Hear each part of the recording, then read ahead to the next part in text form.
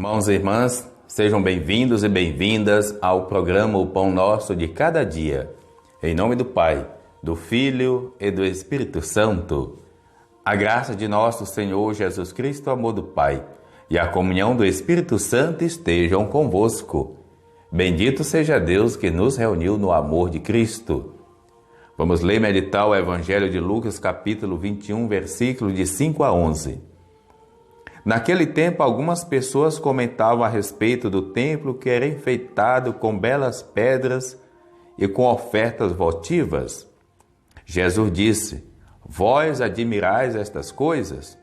Dias virão em que não ficará pedra sobre pedra, tudo será destruído.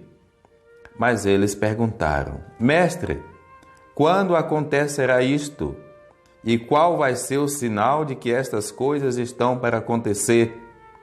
Jesus respondeu: Cuidado para não serdes enganados, porque muitos virão em meu nome dizendo: Sou eu, e ainda o tempo está próximo. Não sigais esta gente. Quando ouvirdes falar de guerras e revoluções, não fiqueis apavorados. É preciso que estas coisas aconteçam primeiro, mas não será logo o fim. E Jesus continuou: Um povo se levantará contra outro povo, um país atacará outro país, haverá grandes terremotos, fomes e pestes em muitos lugares. Acontecerão coisas pavorosas e grandes sinais serão vistos no céu. Palavra da salvação. Glória a vós, Senhor.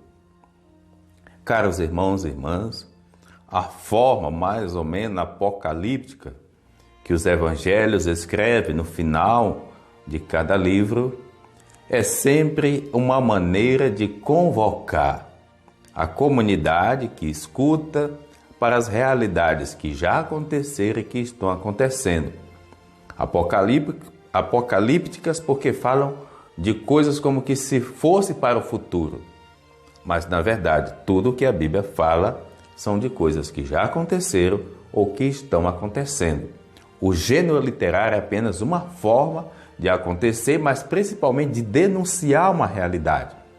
E a realidade, a gente sabe, do primeiro, segundo, terceiro século da era cristã, é de guerra em meio às comunidades, de povos lutando contra outros povos, assim como realidades que fazem com que as pessoas vão perdendo o sentido da vida e o gosto de viver e o risco de abandonar a fé cristã. Jesus diz uma palavra muito importante também: não é o fim.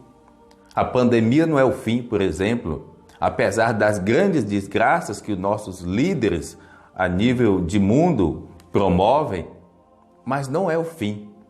É necessário que uma comunidade que se reúne, que um grupo que se reúne, que um cristão que tem fé, seja a diferença que o mundo precisa.